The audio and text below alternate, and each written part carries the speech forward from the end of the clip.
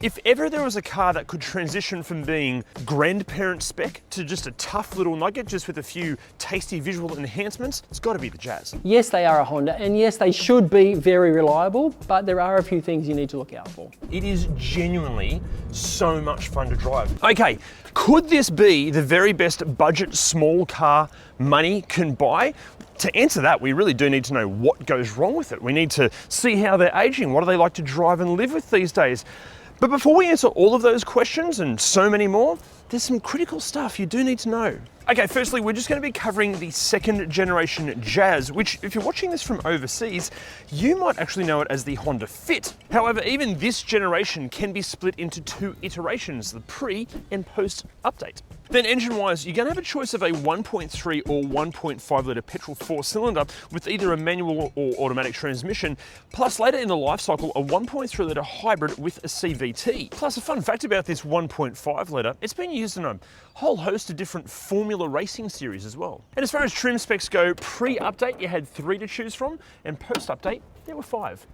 Now, as far as pricing goes, at the very rough end of the spectrum, some of these are swapping hands for as little as $3,500 here in Australia. At the other end of the spectrum, nearly $20,000, but that's pretty amazing because that's only a few $100s less than what these were asking when they were brand new. Imagine that, buying a cheap little runabout for 20 grand back in the day and then 10 years later selling it for pretty much the same price. That's basically getting a car for free. Obviously not every Jazz can claim that, but still very impressive. Anyway, the competition, there's the Mazda 2, the Toyota Yaris, and the Suzuki Swift to name just a few, but the Jazz does something nothing else in this category can compete with. But we'll get to that when we get inside. Now, with all of the cars in this category being such cost-effective forms of transport, it would be crazy to then undo all of those benefits by signing up to the wrong finance package. And that's why you need to hit the driver link down below, because Driver will source you the very best finance packages. Now, I actually did this based on a $13,000 Honda Jazz, and the price difference for the total repayment figure at the end of the loan between the best and the worst quote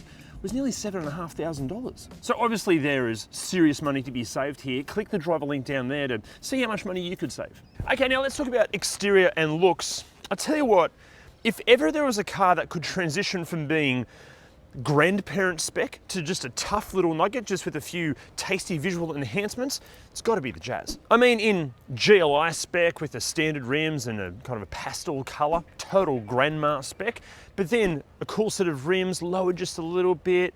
Like, they look so good. It's probably why there's such a strong aftermarket community surrounding the Jazz. However, as good as these potentially can look, there can be a few issues with the exterior. Let's start with rust. Now, this is why it is absolutely critical that you get a pre-purchase inspection done, because some of the corrosion issues, to see them, you've got to get underneath the car. We're talking along the chassis rails and sills, on the floor pan, up under the wheel arches, especially the rear ones. It's not what we would call common as such, but there are more and more reports of it happening.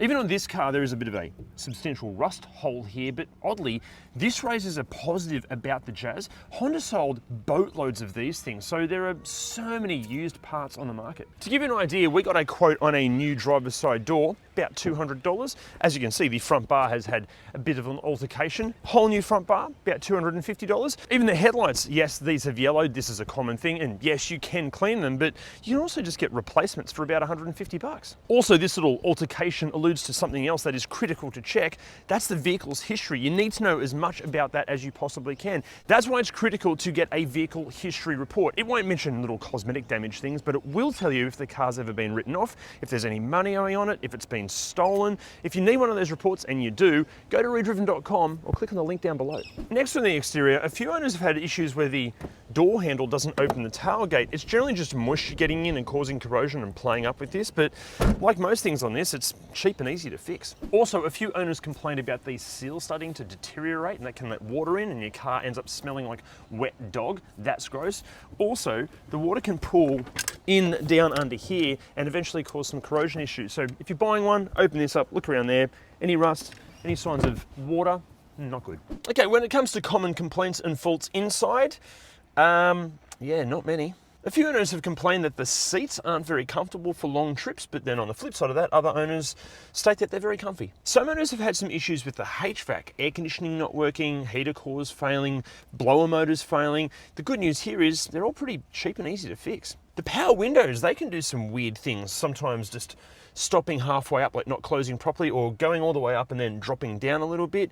It's super easy to recalibrate them. There's plenty of tutorials online. Besides that, not much else really goes wrong. It's funny, for cars of this age, we normally see sporadic electronic issues and whatnot, but even delving deep into the owners groups and forums, no one really complains about any weird electronic issues. Actually, just on those owners groups and forum members, thank you guys so much for helping us research this. All the information we're presenting to you is from the real experts, which are the owners, and without them, we couldn't make these videos. Now, as far as wear and tear goes, obviously every Jazz is going to vary from car to car. This one's got nearly 200,000 Ks on it, 2011 model. It is used on a daily basis, and wear and tear is pretty bloody good. Okay, the fabrics, they could definitely do with a proper detail that'd bring them back to near new, but the actual fabric quality itself is still excellent condition. Door cards, everything, there's like hardly any scratches anywhere. Steering wheel, it is covered in a steering wheel cover, so under here, yeah, I don't know, it might get a little bit tacky because sometimes some of these surfaces can get a little slightly tacky and a little bit gross. But besides that, wear and tear for this, excellent. Even the way everything works, all the switch gear, everything feels just good. Also, other cars in this category, they can feel really cheap and nasty inside, but Honda, it's a bit like Mazda. They somehow take really cost-effective materials and make them feel more premium than they are. Obviously, it's no Mercedes-Benz S-Class in here, but it's probably better feeling and looking than you're going to expect at this price point. Now, ergonomics for me, personally, I think the seats are okay. Yeah, I wouldn't want to spend hours in them. I wish you could adjust them lower, but you can't because there's fuel tanks under the seat, so that limits adjustability. But overall, again, for a little city metro runabout car, great for ergonomics. As far as practicality goes, that's where these things shine. Let's start up front. First of all, you've got an upper glove compartment there. You've got lower one here, which is quite good. You've got so much storage in this center console. You've got a spot for a torch. You've got a spot for your phone under the power outlets there. You've got two cup holders here, plus all of this is removable, so it's easy to clean, I think. Maybe it's not removable. Hang on. Yeah, removable. So it's easy to clean. Give me a sec, I've got to put this back together. Hang on, wait. Oh, done. That was actually pretty easy. Two little slots here. These are perfectly sized for Eclipse mints. We're not endorsed by Eclipse, but they fit perfectly there. Two cup holders here, another two cup holders up here, little shelf there. Then you've got these weird little storage cubby holes under here. Excellent sized door bins. So much storage. One issue, but the cup holders. If you drink a real coffee, like an espresso or a piccolo, something like that, they do sort of flop about in the cup holders. There's nothing specifically for real coffees. Bit of an annoyance, that. Now, in terms of what stuff you get, obviously forget Apple CarPlay or Android Auto. These things are just too old for that technology, but there are so many quality aftermarket kits that can resolve that issue. Also, the same goes for rear view cameras, parking sensors, all that sort of tech, really easy to fit with aftermarket gear. Now, Bluetooth, it was standard for some models, but just do your homework here, because sometimes the Bluetooth is for phone streaming and not audio streaming. Other times it is both. But even then, the Bluetooth, the quality of the microphone and the quality of the Bluetooth is so bad. If you're on a call, it sounds like you're trying to do an impression of a 1990s train station announcer. It's like, can you hear me? What's going on? It's honestly, if you're going to upgrade all of this, also upgrade the microphone as well, because it sounds terrible. Besides that, you're going to get everything you'd expect: air conditioning, central locking, 12-volt power outlet, and more. And move up the food chain, you can get cruise control, a USB input, climate control, and a few leather highlights. Plus, you can find all of this information and everything that goes wrong with these and so much more at ReDriven.com on the free Jazz cheat sheet. It's basically the ultimate used Jazz buyer's guide. Now, in the back seat, I'm exactly 18 centimeters taller than hugely talented, long-lasting, and surprisingly fit Jazz icon Herbie Hancock. This is my driving position, and this is so impressive. This is a little car. Great amount of knee room, decent amount of foot room. The seats are pretty comfy, even comfier if you put the headrest up. I can't believe how much space is back here for a car this size. Plus, because the windows are so large, it feels airy and spacious in here as well. Just do not feel claustrophobic. As far as wear and tear goes, just like the front, it really could do with the detail back here, but actual wear and tear, really good. Fabrics are good, door cards are good, few scratches, few little marks here and there, but yeah, proper detail, this would look new. But then we come to practicality and features back here, and as I alluded to before, this is where the Jazz dominates all of the competition. You ready? Here we go. First of all, thanks to Honda's Magic Seats, that's literally what they're called, Magic Seats. You can do crazy stuff like this. So you have all of this space, but you can do that with both seats. So you've got all of this, which is amazing. And then in the boot, with the rear seat in place, I mean, this is so much boot room for a car this size, but then fold the seats down and look at this. Like, so much space. Actually, to give you an idea of how much space is back here, I've owned a couple of Jazzes, and in my previous job, I could fit a whole drum kit in here, plus a DJ controller, plus a PA system, plus lights, stands, leads, and still have the front seat free in case the gig goes really well. Now, while we're on the subject of sensible things like practicality, let's talk safety. But in an attempt to make what can be a pretty vanilla and boring subject more entertaining, we're going to do this next voiceover in a smooth jazz kind of way. Alright you cool cats, here's the lowdown on the Jazz safety chops. ABS and electronic brake force distribution lays down the vibe. Dual front airbags set the stage, and from 2011, front side and full length curtain airbags are standard across the board. Electronic stability control joined the jam in October 2010, bringing solid safety sensibilities to all involved. Stay smooth, stay safe, stay Jazz. Are you tired of streaky, squeaky wipers? Confused by wipers that are hard to buy and even harder to fit? Sick of paying extortionate prices for wipers? Well, introducing WiperTech.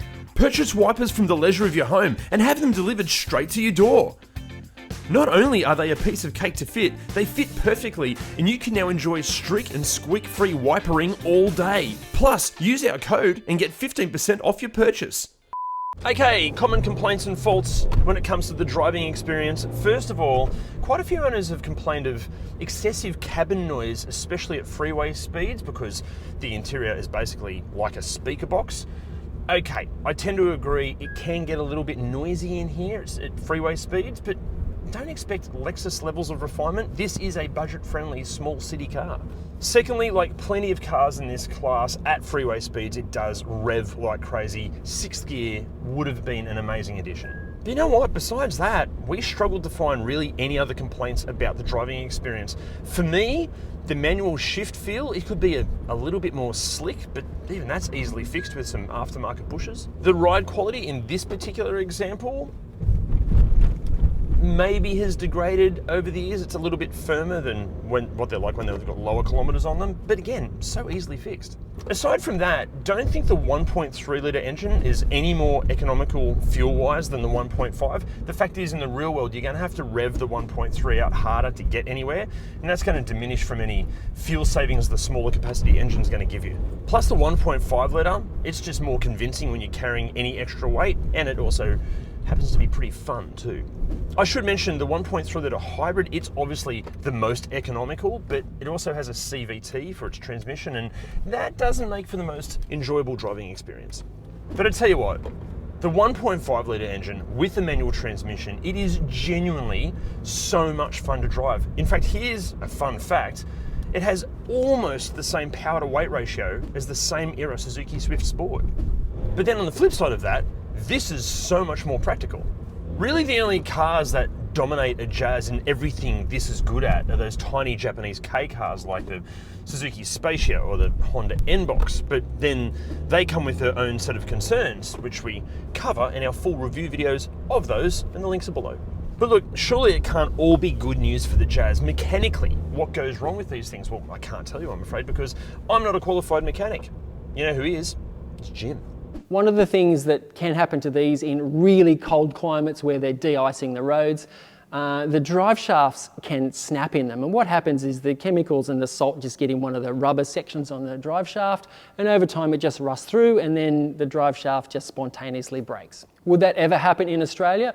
very unlikely. Another problem they have, and again, it's with cold climates, the rear brake calipers, they sometimes get stuck on, or the handbrake doesn't work at all. Again, it's typically just replace the caliper, not a big deal. Occasionally in some of the manual transmissions, if it's been poorly serviced or given a bit of a hard time, they can have some bearing issues.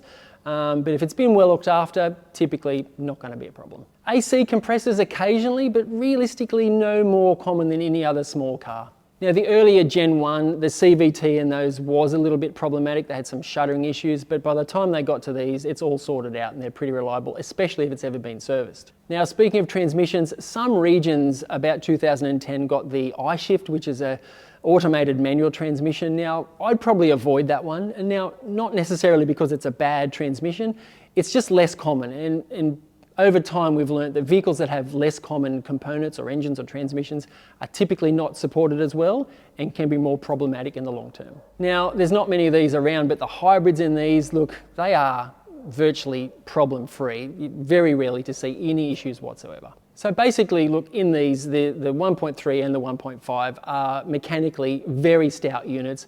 If they've been well serviced, you're extremely unlikely to have any issues. Sorry to interrupt, but I completely forgot to do something the day that we shot this video, and it was to thank the owner of the car for lending it to us. It's actually Adam, who's the host from YouTube channel ReDriven. If you haven't checked out ReDriven, go and watch their videos. They offer used car advice, used car reviews, things like that.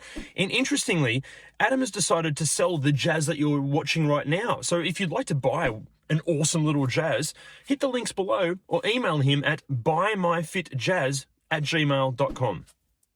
So after all of that, should you buy one? You know what?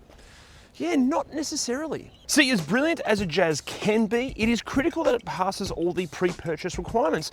Plus, with these things becoming more and more affordable, certain previous owners on very tight budgets may have skipped maintenance or even cut costs for it when it comes to any repairs or really any issues at all. However, if it does tick all of those critical pre-purchase inspection boxes, then absolutely yes, you should buy one and try to make it the 1.5 litre because it is the pick of the engines. Now we would normally say try to find the lowest kilometre, best condition example you possibly can, but it's a Honda. As long as it has a decent maintenance history, a few extra kilometres won't matter. Also try to find one with some easy to fix cosmetic discrepancies like this because it's going to give you more bargaining power when it comes time to buy.